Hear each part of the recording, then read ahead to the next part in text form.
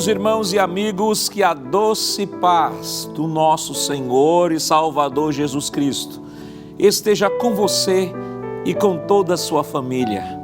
Que bom estarmos juntos mais uma vez em nosso culto matinal, nossa escola bíblica dominical, nossa escola de todos os domingos pela manhã. E queremos desde já agradecer a você, meu irmão, minha irmã, meu amigo, minha amiga, a oportunidade que você nos concede de estarmos aí em sua casa. A você que está nos acompanhando neste momento, seja de qualquer lugar através das redes sociais, pare um pouquinho e compartilhe este link no grupo de amigos e familiares e convide-os a estar conosco nesta manhã aprendendo a palavra de Deus. Hoje estudaremos uma lição maravilhosa, dando continuidade à lição, um tema geral, que tem um tema geral sobre a Santíssima Trindade, e hoje estudaremos sobre o Filho, o Verbo de Deus. Fique aí conosco, pode ter certeza que Deus não só nos levará a um crescimento espiritual, mas também nos fortificará pela ministração da sua palavra. Queremos enviar uma saudação aos nossos irmãos da terceira idade, sim, os nossos irmãos, sempre estamos encontrando nos cultos e dizem, pastor, olha, não deixe de enviar aquele abraço maravilhoso do pastor Ailton, da irmã Judite, então abra aí seus braços, pastores também, os pastores jubilados também nos sinalizam que estão sempre ligadinhos conosco. Abra os braços, irmão. Mas pastor, estou triste hoje. Abra os braços que você vai receber não só o abraço do nosso pastor, mas vai receber também o abraço de Jesus nesta manhã. Abra os braços. Olha aí, receba agora.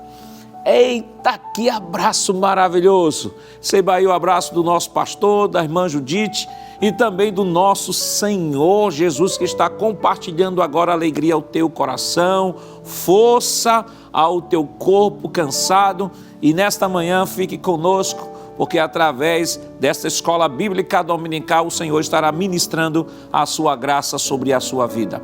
Vamos orar neste momento, pedir ao Senhor a sua bênção sobre a nossa escola nesta manhã. Se você puder, feche seus olhos e ore comigo. Pai, em nome de Jesus, nós queremos te agradecer, Senhor, por esta manhã especial, pelo dom da vida, Senhor, que nos concede. Ó, Senhor, de podermos acordar e neste momento poder te adorar, aprender a tua palavra, poder ouvir a tua voz, Senhor. Queremos pedir neste momento, Senhor, a tua bênção sobre todos os teus filhos que estão sendo alcançados através desta programação. Que a tua boa mão de Deus continue estendida sobre cada um. Abençoa todas as escolas que estão funcionando fisicamente, as direções de EBDs, os professores, alunos, que a tua mão de Deus continue derramando da tua graça e do teu Espírito sobre os seus filhos. Continua, Senhor, abençoando o nosso pastor presidente, pastor Ailton, dando força, graça, vigor, firmeza ao teu filho, evangelista Sonivaldo e a todos que compõem a Rede Brasil de Comunicação. Abençoa cada um dos teus filhos, Senhor, em nome de Jesus, nós te pedimos hoje para todo sempre. Amém. Queridos irmãos, vamos neste momento adorar ao Senhor com os cânticos congregacionais.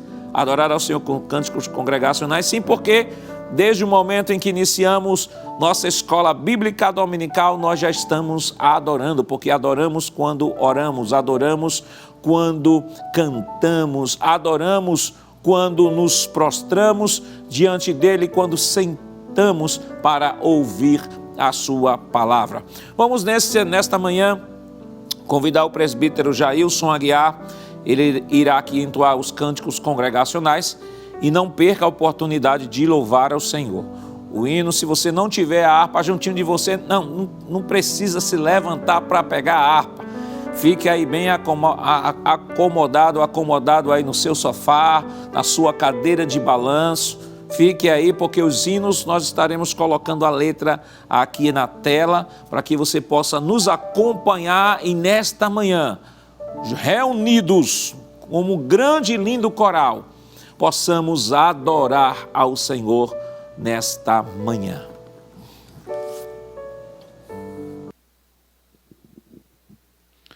A paz do Senhor, meus queridos irmãos, que alegria, que bênção estarmos aqui para louvar o nome do Senhor.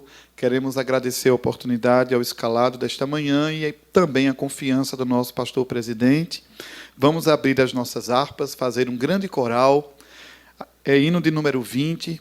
Olhai para o Cordeiro de Deus, são os hinos sugeridos na lição da escola dominical. Louvemos ao Senhor. Este hino é um hino de convite. Glória a Deus. Livres de pecado, vós quereis ficar. Olhai para o Cordeiro de Deus. Ele morto foi na cruz para vos salvar. Olhai para o Cordeiro de Deus. Olhai para o Cordeiro de Deus. Olhai para o Cordeiro de Deus, porque só Ele vos pode salvar. Olhai para o Cordeiro de Deus. Se estás tentados em hesitação, olhai para o Cordeiro de Deus. Ele encherá o vosso coração. Olhai para o Cordeiro de Deus. Olhai para o Cordeiro de Deus. Olhai para o Cordeiro de Deus, porque só Ele vos pode salvar. Olhai para o Cordeiro de Deus. Se estás cansado, sem mais vigor, olhai para o Cordeiro de Deus. Ele vos quer dar seu divinal amor. Olhai para o Cordeiro de Deus. Olhai para o Cordeiro de Deus. Olhai para o Cordeiro de Deus, porque só Ele vos pode salvar. Olhai para o Cordeiro de Deus. Se na vossa senda as sombras vêm cair, olhai para o Cordeiro de Deus. Ele com sua graça tudo quer suprir.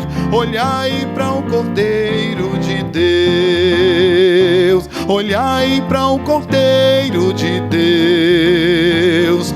Olhai para o Cordeiro de Deus, porque só Ele vos pode salvar. Olhai para o Cordeiro de Deus. Aleluia, glória a Deus. Olhando para Jesus, o autor e consumador da nossa fé, nele temos a salvação eterna. Aleluia. Hino de número 175.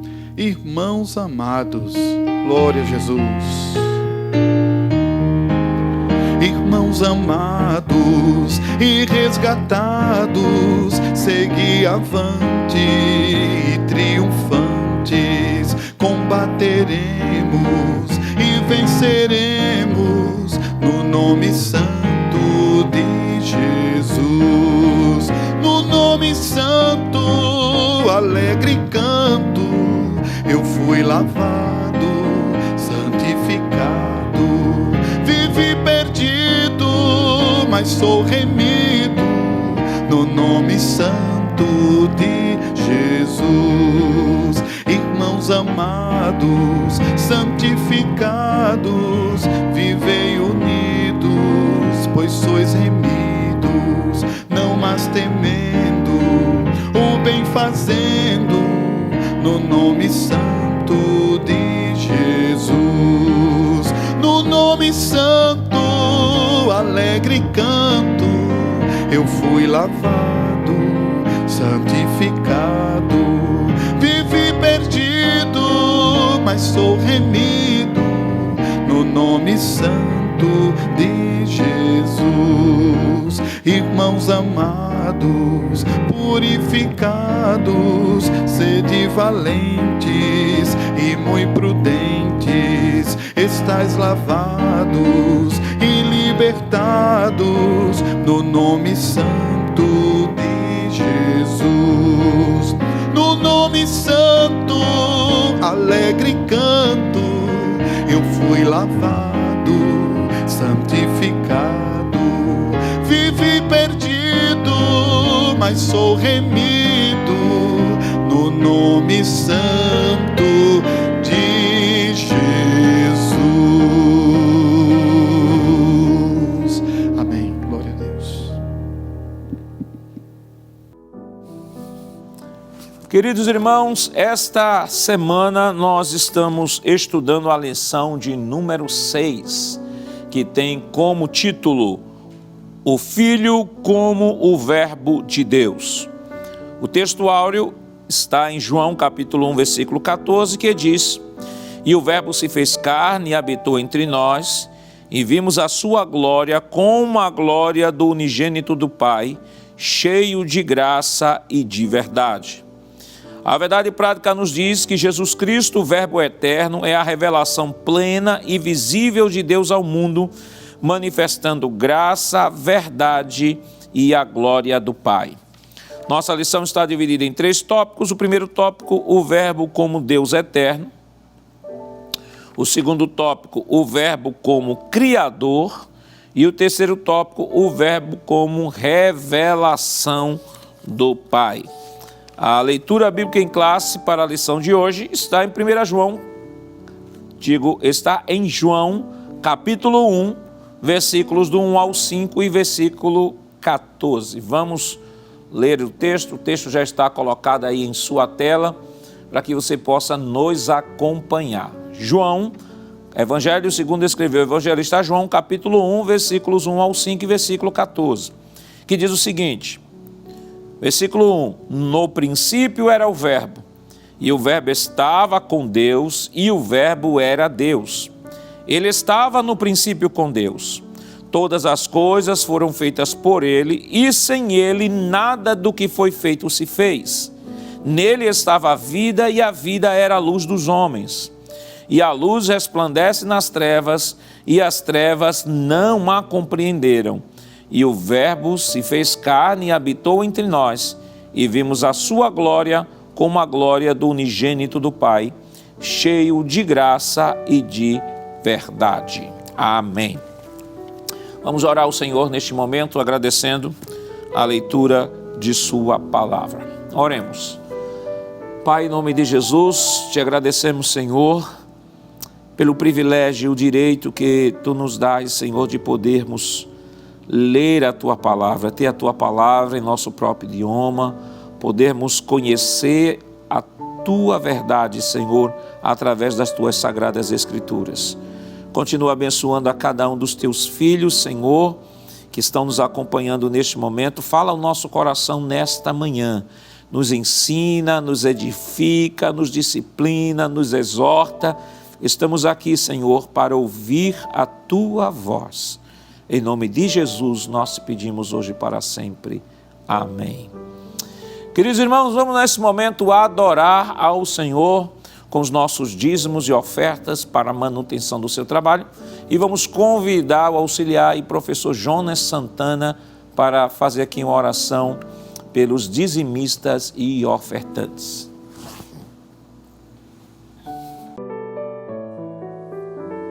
Querido irmão em Cristo Jesus, queremos saudar todos com a paz do Senhor e falar da nossa alegria, da nossa satisfação de nesse domingo de manhã estarmos aqui na casa de Deus para participar dessa escola bíblica dominical. E você sabe, a escola bíblica dominical é um culto e nós já louvamos a Deus através dos hinos. Daqui a pouquinho nós iremos estudar a palavra do Senhor e Deus falará aos nossos corações. Mas também no culto nós temos um momento especial, que é o momento da oferta. Dízimos e ofertas e votos deve ser encarado, entendido como sendo um ato de adoração a Deus, como sendo também um ato voluntário, um ato de agradecimento ao Senhor. Faça isso, que com certeza, e faça dessa maneira, que Deus pode muito abençoar a sua vida. Vamos ler um texto bíblico que fala um pouco sobre essas características daquele que é dizimista, daquele que dá a sua oferta, daquele que quer pagar o seu voto. Lá no livro de Gênesis, capítulo 28, do versículo 18 até o versículo de número 22. Mas para a gente ganhar tempo, vamos ler o versículo 21 e 22, que diz assim: E eu em paz tornar a casa do meu pai, o Senhor será o meu Deus. Versículo 22 diz o seguinte: E esta pedra que tenho posto por coluna será a casa de Deus, e de tudo quanto me deres, certamente te darei o dízimo. Então é bíblico, desde o Antigo Testamento, passando pelo Novo Testamento, dízimos e ofertas e pagamento de votos é bíblico, é um princípio das Escrituras Sagradas. Então faça isso, meu querido, mas faça como um ato voluntário, faça como um ato de adoração a Deus, de acordo com aquilo que o seu coração pretende dar. E, meu amado irmão, a Igreja Evangélica Assembleia de Deus, aqui no estado de Pernambuco, pensando em você que está em outro país, em outro estado, naquele irmão que não tem muitas vezes a possibilidade de estar frequentemente no culto, mas quer adorar a Deus também através de seus dízimos e de suas ofertas. Então a igreja, pensando em você, vem disponibilizando esse canal que agora aparece aí na tela. Você pode apontar a câmera do seu celular para o QR Code e você será redirecionado justamente a uma das contas da igreja, a Caixa Econômica Bradesco e o Banco do Brasil. Todo depósito deve ser feito em nome da Igreja Evangélica Assembleia de Deus em Pernambuco. Você está vendo aqui ao meu lado as contas e você está vendo também o Pix, que o Pix nada mais é do que o CNPJ da igreja. Está na tela, mas eu vou ler para você. 10.632.404, 1000 ao contrário, o dígito de número 51. Esse é o CNPJ da Igreja Evangélica Assembleia de Deus em Pernambuco. Querido irmão, vamos fazer o seguinte nesse momento, vamos fazer uma oração de agradecimento. Eu quero convidá-lo para nós orarmos ao Senhor, fazer uma oração de agradecimento, de agradecer pela vida, de agradecer pelo pão que chega em nossas mesas, de agradecer pelo emprego que nós temos. E também nessa oração vamos incluir as pessoas desempregadas. Tem tantos que nesse momento estão querendo uma porta de emprego. Deixa eu te dizer algo da parte de Deus. O Senhor Jesus, Ele pode sim abrir uma porta de emprego para você. Vamos orar ao Senhor? Faça a sua parte que Deus vai fazer a dele. Vamos orar nesse momento. Pai eterno, Cristo amado, Deus maravilhoso, Senhor da glória, Senhor eterno. Queremos te agradecer, queremos te louvar pelo pão que chega em nossas mesas. Queremos te exaltar pelo emprego que tu tens nos concedido, pelas bênçãos que tu tens dado, pelas portas que tu vem abrindo para os teus filhos. Recebe nossa gratidão através dos nossos dízimos, das nossas ofertas. Senhor, meu Deus, usa de misericórdia com esse teu filho que está desempregado, que está querendo um emprego de carteira assinada. Abençoa ele, ajuda, usa de misericórdia, abre as portas, faz um milagre. Assim nós cremos, nós te pedimos, porque sabemos que tu podes fazer tudo e todas as coisas. Recebe a nossa gratidão no nome santo e poderoso de Jesus. Amém. Amém. Querido irmão em Cristo Jesus, você fica conosco aqui na Rede Brasil de Comunicação e nós vamos ouvir agora mais um hino. E o pastor Nadir Jackson Saraiva, superintendente das escolas dominicais aqui no estado de Pernambuco, convida o presbítero Jailson Aguiar para louvar a Deus com mais um hino e você continua adorando ao Senhor Jesus.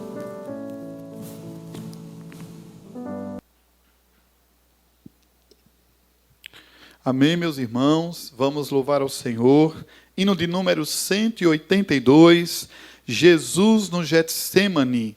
Vamos relembrar o sacrifício de Jesus por nós.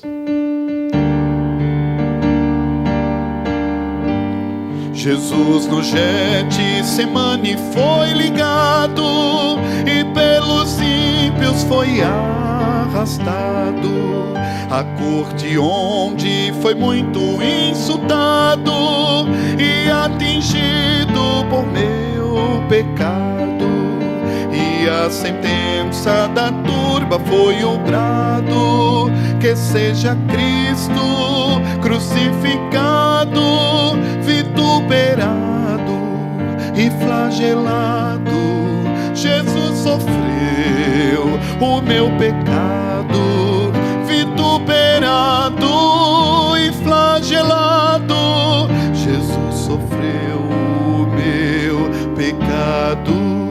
Então na cruz foi o Cristo pendurado, e de uma lança foi traspassado. Ali estava Jesus ensanguentado, por meu pecado atormentado. Deus meu, por que tens me abandonado? Clamava Cristo crucificado. Perdoa o povo tão enganado, que cometeu um tal pecado. Perdoa o povo tão enganado, que cometeu um tal pecado. Depois Jesus Cristo foi da cruz tirado, e ao sepulcro foi carregado. Por santo seu corpo foi embalsamado, e entre ricos foi sepultado. Estando Cristo Jesus já enterrado, o seu sepulcro foi bem guardado. Após 3 dias, Jesus amado da morte foi ressuscitado. Após 3 dias, Jesus amado da morte foi ressuscitado.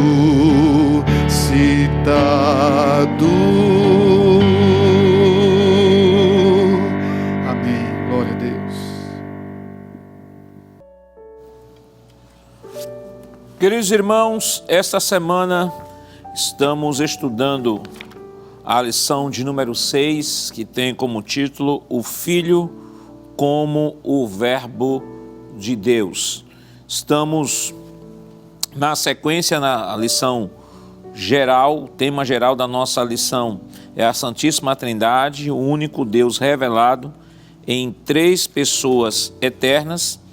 E esta semana a lição de número 6 está dentro daquele conjunto de lições que está tratando sobre a segunda pessoa da Trindade, que é o Filho. Nós começamos a estudar a segunda pessoa da Trindade na lição 5, hoje na lição 6 e ainda na próxima semana, quando estudaremos sobre a obra do Filho, estaremos ainda estudando especificamente sobre a segunda pessoa da Trindade, o Filho ou Jesus. Na lição 2, 3 e 4, estudamos sobre o Pai. Lição 5, 6 e 7, estudamos sobre o Filho. E quando estivermos estudando a lição 8, 9 e 10, estudaremos sobre o Espírito Santo. Então, esta é a segunda lição, vamos assim dizer, do bloco sobre o Filho. Das 3 lições é a segunda lição. E o tema da lição hoje tratará o Filho como o Verbo de Deus. Nesta lição nós estudaremos Jesus Cristo como o Verbo de Deus, plenamente divino, criador e revelador do Pai. Com base no texto de João, capítulo 1, versículos 1 ao 5 e versículo 14, que na verdade corresponde a todo o capítulo, praticamente todo o capítulo, que o assunto que é tratado é de João 1 ao versículo 18, embora a leitura bíblica em classe contemple apenas do versículo 1 ao 5 e versículo 14.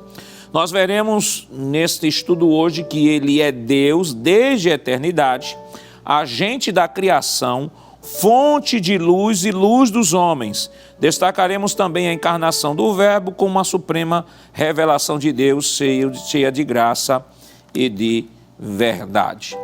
E a introdução da nossa lição, eu queria que, por gentileza, colocassem em tela a introdução e veja o que é que o autor nos diz na introdução da lição de hoje. Ele diz o seguinte: o prólogo do Evangelho de João apresenta o Verbo eterno como Deus, Criador e Revelador. E o que é o prólogo do João? Você diz, mas pastor, que prólogo é esse? está se referindo ao conjunto de livros, ao conjunto de versículos que faz a abertura do livro de João, que é João 1, do 1 ao 18, que são os textos que estão baseados na lição de hoje. Então é isso que ele chama do prólogo de João. Ele se fez carne e revelou de forma completa e plena a glória do Pai. O apóstolo João afirma que viu a glória do Deus unigênito, cheio de graça e de verdade. Nesta lição, veremos que esta revelação marca o clímax da encarnação do Verbo, o Filho de Deus, onde o invisível se torna visível. O eterno entrou no tempo e o insondável foi manifestado em Cristo Jesus. Queridos irmãos, esta lição, ela tratará como tema, já nos alude, ele como verbo de Deus, baseado no texto de João, no capítulo 1. E aqui nós temos a descrição de João, mostrando que Jesus já existia antes de sua encarnação. E por que é importante, de maneira introdutória, já falar isso? Porque é muito comum, principalmente defendido por grupos heterodoxos ou grupos que pensam diferente e que defendem doutrinas diferentes, afirmarem que Jesus não é Deus. Jesus passou a existir, segundo eles, passou a existir no ato do seu nascimento. No ato do seu nascimento, ele foi criado, segundo estes grupos assim defendem. Entretanto, João, diferentemente de Mateus, que abre o seu livro falando sobre o nascimento de Jesus, no tempo e no espaço, como também Lucas trata também do nascimento de Jesus, João vai antes do nascimento. E aí a justificativa do próprio texto de João 1, quando diz que no princípio era o Verbo estava com Deus e o Verbo era Deus. Na verdade, se fôssemos organizar a Bíblia cronologicamente, de acordo com os eventos, João 1:1 seria o primeiro versículo da Bíblia, porque observe, Gênesis 1:1 diz: no princípio criou Deus os céus e a terra. Já mostra Deus criando os céus e a terra. E João 1:1 nos diz que no princípio era o Verbo, já remete antes da criação. Então, João 1:1 fala sobre a sua pré-existência, mostra que o Verbo não passou a existir no ato da concepção física, mas que ele existia antes mesmo da sua existência física, porque não é apenas um homem que estava nascendo, era Deus que estava assumindo a forma humana. Então, o próprio texto de João é incontestável esta verdade de que Jesus é Deus. João já abre o seu livro dizendo: Jesus é Deus.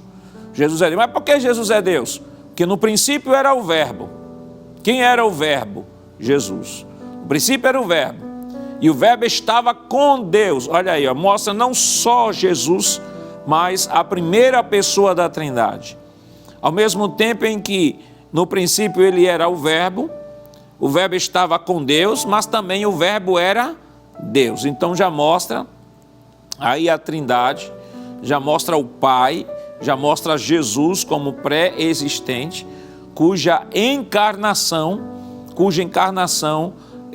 foi o marco da sua vinda ao mundo para morrer pelos nossos pecados, mas não prova da sua limitação, no sentido de que ele não tenha tido uma pré-existência, porque ele era Deus.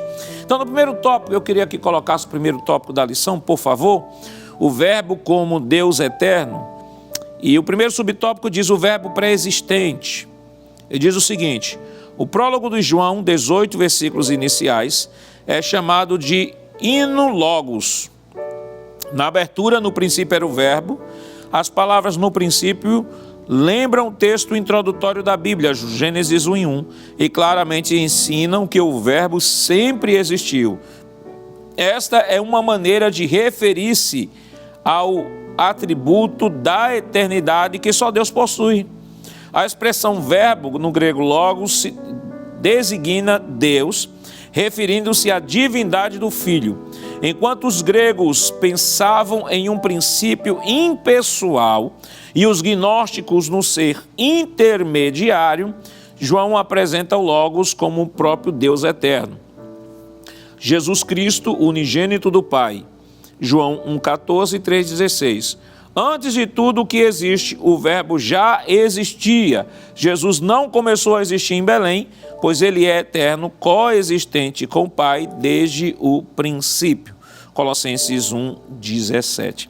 Então, queridos irmãos, interessante nesse prólogo de João, os 18 versículos primeiros de João, utilizar esta palavra, logos. A palavra logos era uma palavra grega que já existia antes mesmo da vinda de Jesus, em que os gnósticos utilizavam esta palavra para mostrar um ser impessoal, a mostrar, acima de tudo, de que o Logos como um princípio impessoal, e outros diziam que o Logos era um ser intermediário entre o impessoal e o mundo da materialidade. E aí, na cultura e na crença gnóstica, esse Logos, como um princípio impessoal, ele não controlava o mundo. E aí, um dos eões, que eles chamam eões ou demiurgos, acabaram se revoltando e criando o mundo, se rebelando e criando o mundo material. Por isso que eles acreditavam que o mundo material era fruto vamos traduzir numa linguagem bem simples, era fruto da rebelião desse éon contra Logos. Então, eles viam o mundo físico do ponto de vista pessimista, ou seja, todo mundo físico era impuro, todo mundo físico foi resultado desta revolta do éon com o Logos. O Logos, por sua vez, na filosofia gnóstica e na compreensão dos gnósticos, ele não controlava, não tinha um controle absoluto sobre tudo, e por isso aconteceu isso. Mas o apóstolo João vem mostrar de que esta palavra ela estava equivocada na definição dos gregos. Que, na verdade, esta palavra ela traduziria um significado ainda maior e muito mais profundo do que meramente um princípio impessoal ou um ser intermediário. João diz aqui no primeiro capítulo do seu livro, ele diz que este ser, este verbo, ele já existia antes do princípio, no princípio. Quando ele fala no princípio, aí ele está falando de tempo e espaço. Mas no princípio de quê? De toda a criação. Porque ele existia antes de tudo existir. Então João diz, olha, ele já existia, ele já era Deus, existia antes da criação existir, e a criação só existiu porque ele é o Criador de todas as coisas. Em outras palavras, João diz, não só esse Logos que vocês idealizaram no conceito de vocês, está equivocado esse conceito, mas eu quero dizer que esse Logos, ele é Deus. Esse Logos, ele tem todo o poder.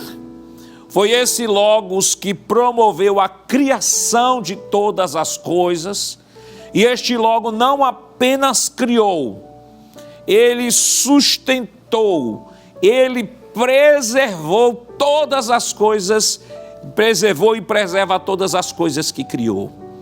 Oh, querido irmão, querida irmã, que coisa maravilhosa é sabermos que não servimos apenas a um Deus criador, a um Deus que criou todas as coisas. Há uma filosofia aí fora que diz que admite até que Deus criou, mas diz que Deus criou, estabeleceu princípios e leis físicas, como um relógio de corda, ele deu corda neste mundo e abandonou o mundo e não quer saber mais da sua criação. Mas capítulo 1 de João é a maior prova de que o Criador não só realizou todas as coisas, mas é um Deus que não só cria, mas preserva. E não só preserva, mas sustenta. E não só sustenta, mas um Deus que se preocupa. Aleluias. Imagine, você já parou para imaginar um Deus que criou tudo que há no céu e na terra. Um Deus autossuficiente, imenso, eterno, poderoso, mas tão grande que não cabe na nossa imaginação, nem em nossa mente. Mas esse Deus, mesmo sendo tão grande, ele é tão pequeno, que ele cabe no meu e no seu coração. Você já imaginou isso? Esse Deus que vive em nós, esse Deus que se preocupa com a sua criatura, um Deus que se preocupa comigo e com você. Saiba nesta manhã, meu irmão, minha irmã, que Jesus está aí com você. Ele sabe os seus pensamentos, Ele sabe as suas dificuldades, Ele sabe o que você está passando, mas saiba de uma coisa, Ele está com você todos os dias da sua vida. Receba dele nesta manhã alegria, receba dele nesta manhã força, receba dele nesta manhã o xarope da graça. Beba um pouco desta graça que ele lhe oferta nesta manhã. Receba dele a alegria, a força nesta manhã, porque ele não é só criador, não é só sustentador, mas ele preserva aquilo que ele cria. Você pode glorificar a Deus nesta manhã? Voltemos agora para o segundo subtópico de nossa lição, por favor, em tela. Nós temos aí o segundo subtópico que diz assim: o verbo como pessoa distinta. No texto bíblico, João afirma que o verbo estava com Deus. João 1:1b. A expressão prostonteon, com Deus, comunica relacionamento face a face, ou seja, comunhão pessoal eterna entre o Verbo e Deus Pai. Indica uma distinção de pessoas dentro da unidade da Trindade. Que coisa maravilhosa! Veja que esse texto que João escreve, quando diz, e o verbo estava com Deus e o verbo era Deus. O verbo estava com Deus. Esta palavra comunica relacionamento, ou seja, estava face a face com Deus. Isso já nos mostra de que João 1:1 aponta o relacionamento entre o Filho e o Pai na eternidade. Lá em Gênesis 1:1, nós temos: no princípio criou Deus os céus e a terra. Entende-se aí como Deus Pai. E o Espírito de Deus pairava sobre a face das águas. Entende-se como o Espírito Santo. Aí João diz o seguinte, olha, no Gênesis o livro foi aberto, o livro da revelação do Gênesis 1:1 foi aberto mostrando o Pai e mostrando o Espírito.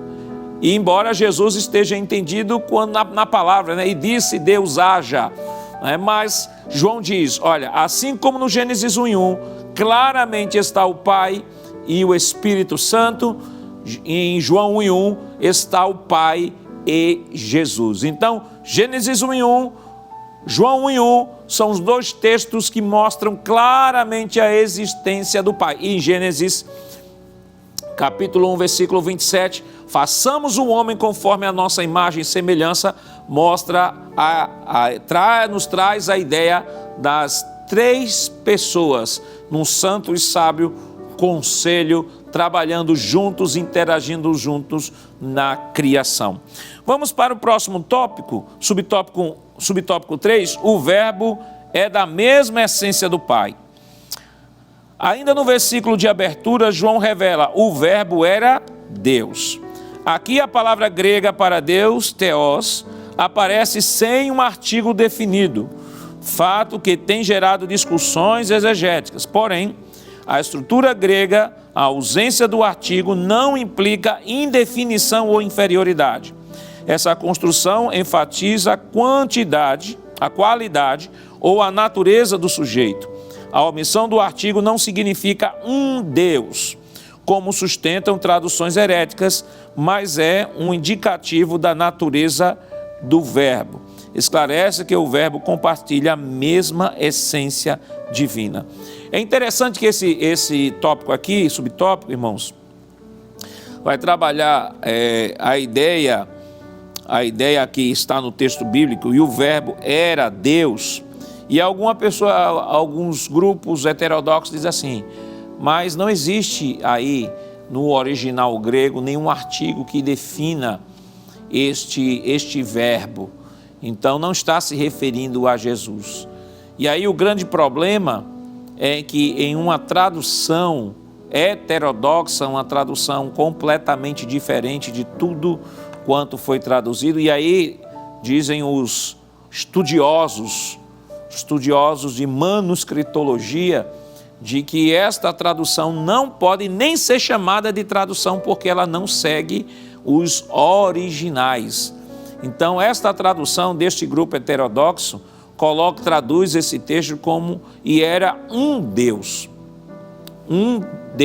com D minúsculo. E aí eles criam um problema para eles sem precedente, porque, observe, vamos seguir aqui a linha de raciocínio. João 1:1 nos diz, no princípio era o verbo estava com Deus e o verbo era Deus. O verbo era Deus. Está dizendo que o verbo é Deus. Ok. Mas aí eles traduzem isso e o verbo era Deus como o verbo era um Deus. E Deus aí eles traduzem com D minúsculo.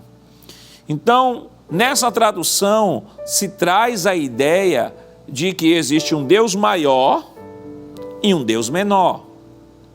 E aí eles criam um problema sem precedente para eles, porque duas verdades, duas conclusões se chega a partir deste entendimento. Se eles traduzem o verbo era um Deus como um D minúsculo, primeiro há o problema da ideia do politeísmo, porque se eu digo que há um Deus maior e um Deus menor, então conclui-se que eu não acredito no monoteísmo, mas sim no politeísmo. E um outro detalhe é que não só se acredita no politeísmo, mas um politeísmo onde há um subordinacionismo, ou seja, onde este Deus menor é subordinado a este Deus maior. E nós temos aprendido ao longo do nosso trimestre de que na relação intratrinitária, pastor, o que é relação intratrinitária?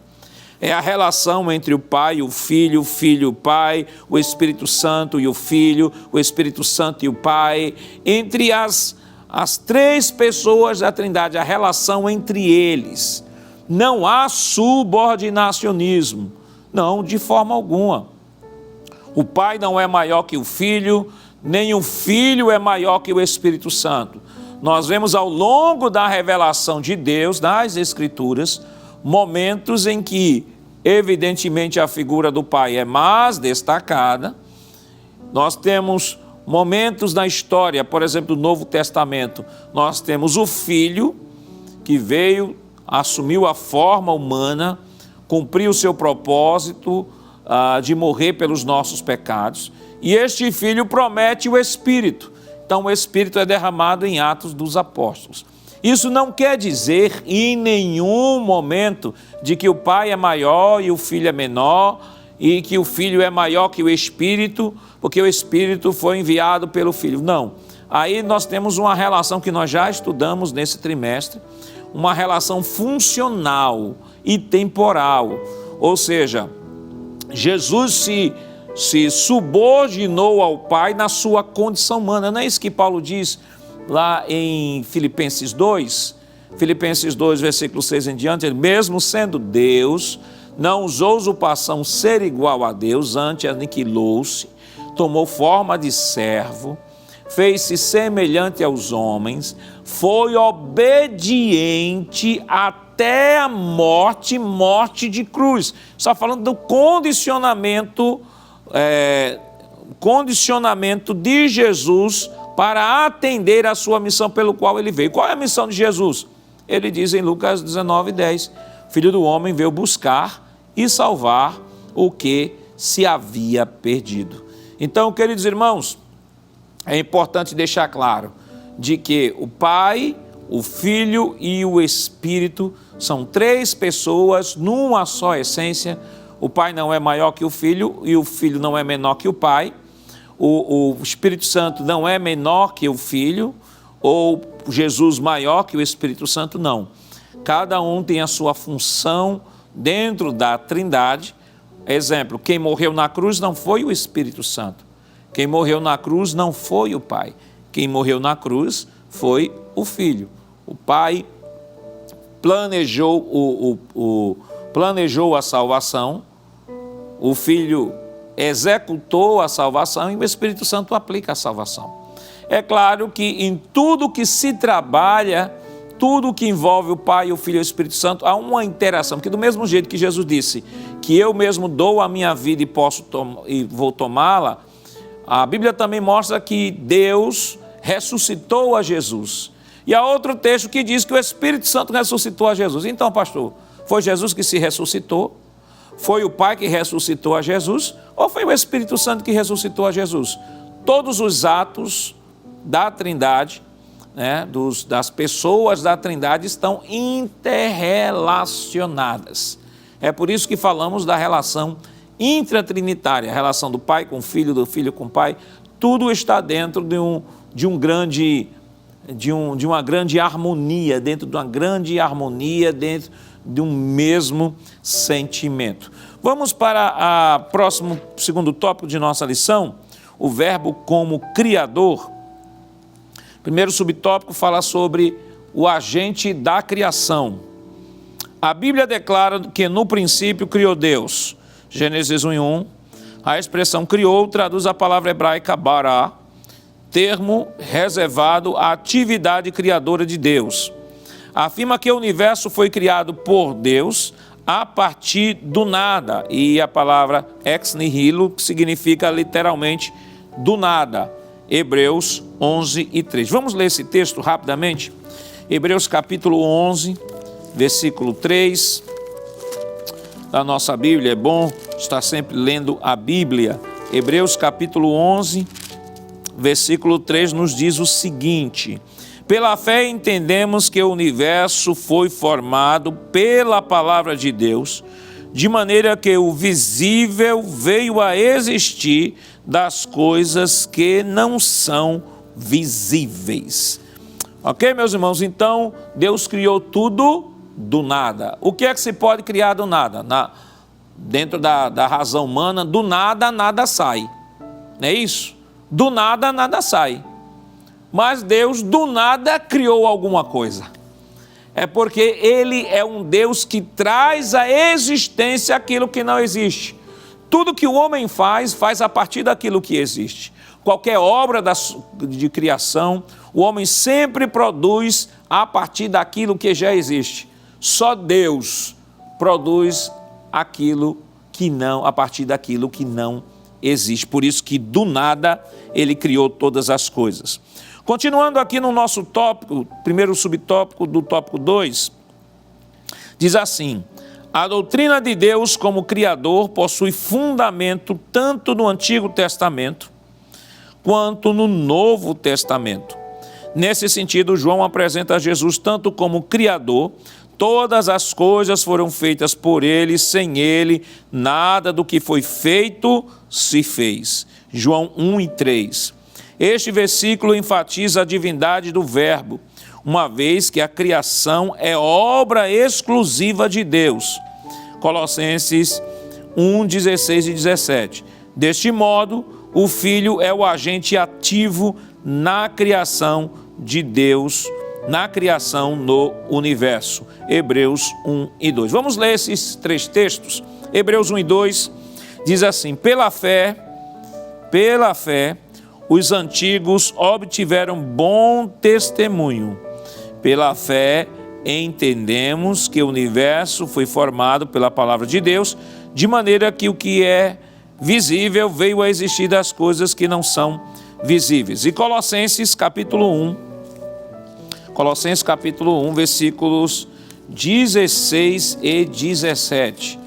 Vejamos o que diz Colossenses 1, 16 e 17. Diz o seguinte: pois nele foram criadas todas as coisas, nos céus e sobre a terra, as visíveis e as invisíveis, sejam tronos, sejam soberanias, quer principados, quer potestades. Tudo foi criado por meio dele e para ele. Ele é antes de todas as coisas e nele tudo subsiste. Então não há como confrontar, não há como negar de que ele é sim criador de todas as coisas. Ele não é só o agente da criação, mas próximo subtópico, ele é a fonte da vida. Vamos para o segundo subtópico, diz o seguinte: a fonte da vida. O apóstolo João enfatiza com clareza que nele estava a vida. João 1, 4a. Referindo-se ao Verbo eterno Jesus Cristo. Essa declaração revela que o Verbo é a fonte absoluta e originária de toda forma de vida, tanto física quanto espiritual e eterna. Vamos ler João 3 e 36. Rapidamente, João capítulo 3, versículo 36. Nos diz o seguinte: por isso, quem crê no Filho tem a vida eterna. Quem se mantém rebelde contra o Filho não terá a vida, mas sobre ele permanece a ira de Deus. E também 1 João capítulo 5. 1 João capítulo 5, versículos 11 e 12. São versículos que são importantes e vamos ler aqui para fundamentar aquilo que estamos falando, né, que está aqui em nossa lição. 1 João capítulo 5, versículos 11 e 12, nos diz o seguinte: e o testemunho é este, que Deus nos deu a vida eterna, e esta vida está em seu Filho. Quem tem o Filho tem a vida, quem não tem o Filho de Deus não tem a vida. Glória a Deus. Então, queridos irmãos, ele é a fonte de toda a vida. Se você está me acompanhando nesta manhã, se o desânimo, a tristeza, a angústia, a ansiedade, a depressão está tomando conta da sua vida, está lhe fragilizando, e você já está não sentindo mais prazer nem de viver. Eu quero te dizer nesta manhã que na autoridade do nome de Jesus, receba a vida no seu espírito agora. Receba a força de Deus agora. Que todo desânimo, que toda tristeza, que toda angústia, que toda ansiedade, que toda depressão agora saia da sua vida agora no nome de Jesus. E o Espírito de vida, o Deus que é vida, está soprando agora vida no teu coração, está soprando vida agora na tua mente, está soprando vida agora no teu corpo. Recebe de Deus agora a fortaleza, o sopro do Espírito, o sopro que o Espírito deu lá no vale dos ossos secos. Havia um grande exército de pé, que tinha carne, que tinha pele, que tinha osso, mas faltava-lhes o Espírito. Talvez você esteja se sentindo como este exército. Você diz: pastor, eu estou vivo, estou bem fisicamente, mas a minha alma está sem ânimo, está sem vida. E Deus disse ao profeta: profetize sobre estes ossos, profetize sobre este exército, e Deus soprou o espírito de vida naquele grande exército. E nesta manhã Deus está soprando vida e vida ao teu coração e à tua alma. Creia nesta manhã e recebe da parte de Deus vida sobre o teu coração e sobre a tua mente nesta manhã, em nome de Jesus. Porque servimos ao Deus que é vida. Jesus disse: eu sou o caminho, a verdade e a vida, e ninguém vem ao Pai senão por mim. A Marta e a Maria, ele disse: eu sou a ressurreição e a vida. Quem crê em mim, ainda que esteja morto, viverá. Recebe de Deus, se apossa desta palavra nesta manhã. O Espírito de Deus compartilha vida ao teu coração, em nome de Jesus. Dando continuidade, queridos irmãos, à nossa lição, terceiro subtópico do tópico 2, a luz dos homens. O texto nos diz o seguinte: o texto bíblico assevera que a vida era a luz dos homens, e a luz resplandece nas trevas, e as trevas não a compreenderam. Primeiro é João capítulo 1, versículo 4b e versículo 5. A metáfora da luz simboliza o caráter de Deus, porque não há trevas alguma. João 1,5. Nesse contexto, Jesus é apresentado como a luz verdadeira. João 1,9. Ele não apenas possui luz, ele é a própria luz. João 8,12. Ele dissipa as trevas, aleluia, ilumina os perdidos e revela o pecado. Mateus 4,16, João 3,19. A declaração: as trevas não prevaleceram contra ela. João 1,5. A NAA, Nova Almeida Atualizada. Mostra que as forças do mal não têm poder sobre Cristo. O verbo grego katalambanô pode ser traduzido como compreender, apoderar ou dominar, e neste caso expressa que as trevas do pecado não podem resistir à luz do Filho de Deus. A palavra de Deus, queridos irmãos, ela é poderosa, ela dissipa todas as trevas, ele dissipa toda influência diabólica, porque a luz, o Senhor, é a luz dos homens. Jesus é a nossa luz, e a luz fala não só de compreender, mas fala também de se apoderar e de dominar sobre as nossas vidas. Nesse dia o Espírito Santo, Jesus, está dominando neste momento a tua mente, está dominando neste momento a tua alma. Creia, se aposse desta grande e poderosa palavra. Ele é a luz do mundo. E essa luz não é só, ele não apenas possui luz, mas ele é a própria luz.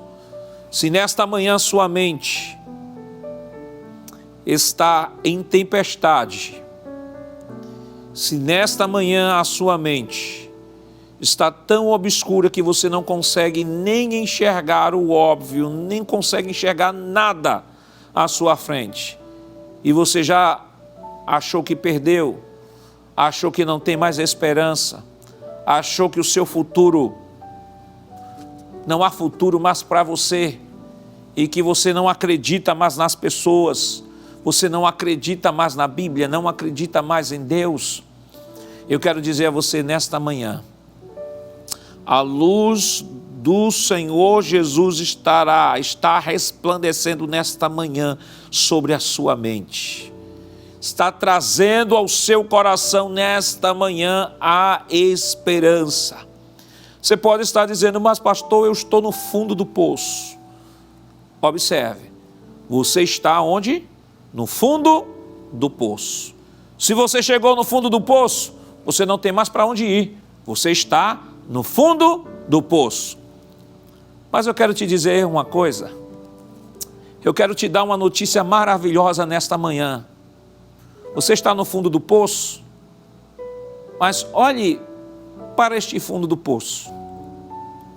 Jesus está aí do seu lado neste fundo do poço para conversar com você. Jesus está aí onde você está. Não importa onde você esteja, Ele está. Não importa onde você esteja. O salmista do Salmo 42, ele disse: por que estás abatida, ó minha alma? Por que te perturbas dentro de mim? Aí a alma dele responde: espere em Deus, pois ainda o louvarei. Veja, ele está perturbado, ele está abatido, mas este abatimento e esta perturbação está dentro de um contexto de fé e esperança. No mundo aí fora, a esperança é a última que morre. Aqui não, porque a nossa esperança não morre. Ela morreu, sim, para nos dar a esperança viva. Mas Ele está vivo e vivo diante de Deus. A nossa esperança não é sentimento, a nossa esperança é Jesus Cristo. Abrace essa esperança nesta manhã. Se apodere desta esperança. Creia nesse Deus que é a vida e esperança. Fortaleça o seu coração na palavra em nome de Jesus. Vamos agora para o próximo tópico de nossa lição. Terceiro tópico de nossa lição. Terceiro tópico, o verbo como revelação do Pai. Subtópico 1 nos diz o seguinte: João também apresenta o verbo como supremo meio de autorrevelação do Pai. O verbo se fez carne e habitou entre nós, e vimos a sua glória. Esta afirmação marca o ponto culminante da revelação divina. O verbo se tornou homem sem deixar de ser Deus. O termo grego eskinosen, habitou, significa literalmente armou uma tenda. Essa linguagem faz alusão ao tabernáculo, Êxodo 25, 8 e 9, onde a presença de Deus habitava no meio do povo de Israel. O corpo de Cristo é assim comparado a esse tabernáculo. Nele, a glória de Deus se manifestou visível entre os homens, Colossenses 2 e 9. Ele revela a união hipostática das duas naturezas, divina e humana. Ele é o Emanuel, Deus conosco, a plena revelação do Pai. O que é interessante neste tópico, e é uma lembrança básica da nossa fé, é de que Jesus não deixou de ser Deus. Existe um certo grupo heterodoxo que diz assim, que Jesus perdeu a sua divindade. Eles admitem até que Jesus encarnou, mas diz que Jesus perdeu a sua divindade. Perdeu a sua divindade para se tornar plenamente homem. E alguns até, por não conhecerem ou não estarem devidamente familiarizados com a doutrina de Cristo revelada nas Escrituras, dizem que Jesus é Deus encarnado, e isso acabam só pontuando a sua natureza divina. Outros acabam só pontuando tudo da natureza humana. E às vezes pontuam tanto a natureza humana que anulam a divina, e outros que pontuam tanto a natureza divina que acabam anulando a natureza humana. Só que nós temos um Deus, como o texto diz, que tabernaculou, ou seja, entrou na tenda. E a tenda é o nosso corpo, ele entrou numa natureza humana. Jesus, o apóstolo Paulo, no livro de Filipenses, aquele texto maravilhoso, aquele hino, o hino da humilhação, o hino da encarnação, o hino da redenção, ele mesmo sendo Deus, não usou de usurpação ser igual a Deus, mas aniquilou-se, tomou forma de servo e fez semelhante aos homens, e foi obediente até a morte, e morte de cruz.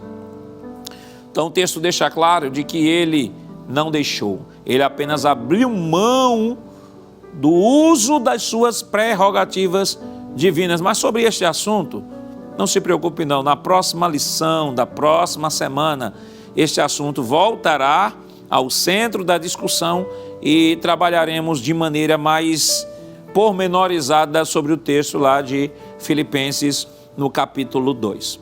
Mas voltando para a nossa lição, subtópico 2 da nossa lição, do tópico 3, diz assim: a plenitude da graça e da verdade.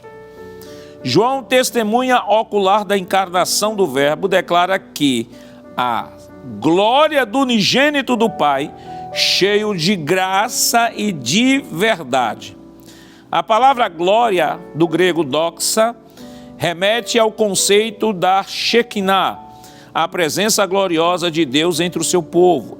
Êxodo 40, 34 e 35. Porém, enquanto a glória da antiga aliança se manifesta parcialmente, em Cristo ela se mostra plenamente.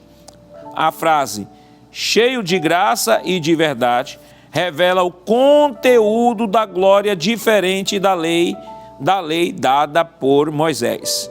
Cristo encarnou a própria graça salvadora e a verdade eterna. Ele não apenas ensina a verdade, ele é a verdade, João 14, 6. E não apenas oferece graça, ele é a plenitude da graça de Deus, uma provisão contínua que se manifestou salvadora a todos os homens. Tito 2 e 11. E o que é interessante nesse texto aqui, neste subtópico, é que Jesus, ele é o cumprimento de tudo que ocorreu no Antigo Testamento. No Antigo Testamento nós vemos atos maravilhosos. Nós vemos, por exemplo, a sarça queimando e não se consumindo. Deus falando do meio da sarça a Moisés. Moisés passando 40 dias e 40 noites lá no monte com Deus.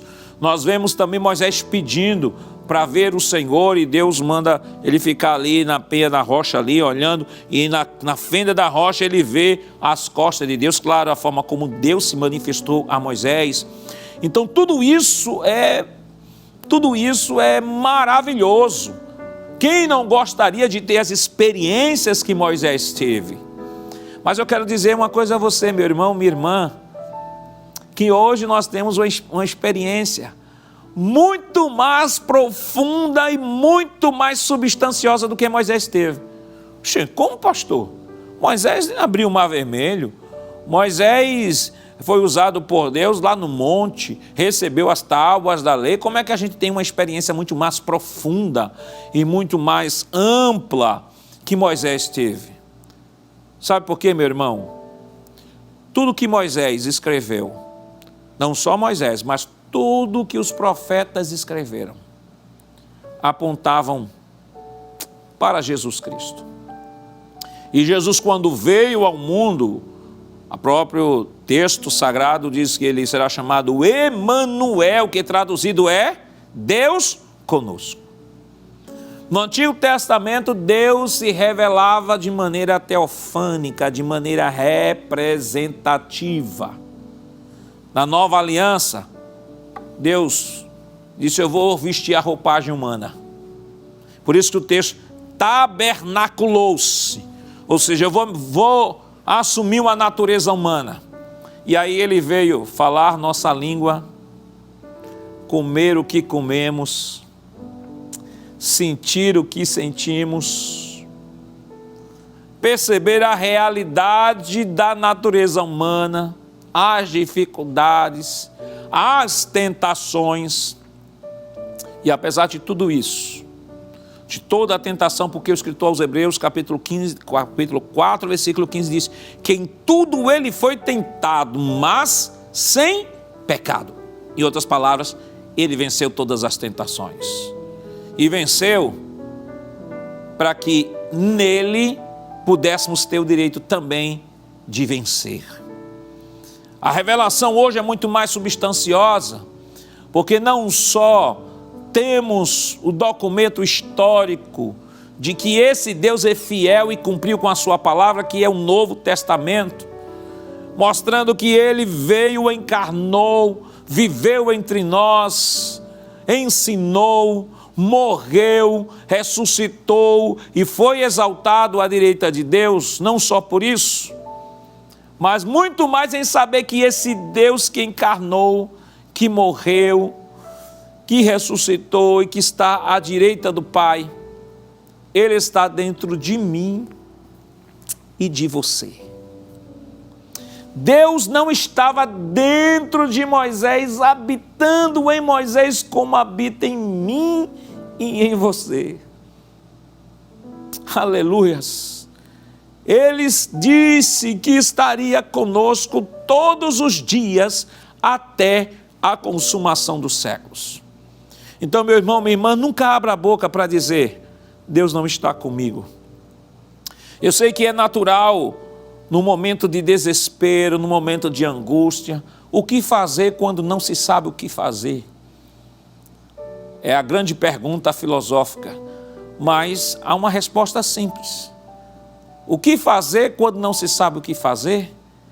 É ir aos pés de Jesus e chorar aos pés dele e pedir a ele direção. E ele que disse que estaria conosco todos os dias da sua vida, da nossa vida, ele é fiel. Ele é fiel. Você sentindo ou não sentindo a presença dele, ele está com você. Pode ter certeza disso.